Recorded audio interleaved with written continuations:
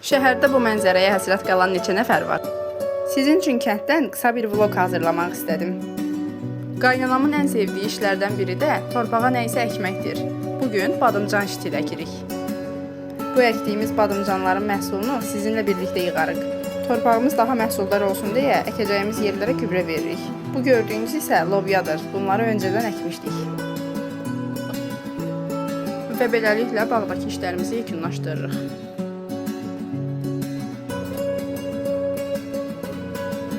İndi isə günün ən maraqlı işi yumurta yığmağa keçirik. Yuvalardan yumurta yığmaq tam bir terapiyadır. Bunlar sadəcə günün yarısından sonra etdiklərimizdir. Bir gün tam nə etdiyimizi də sizinlə bölüşməyimi istəyirsinizsə, rəylərdə yazın.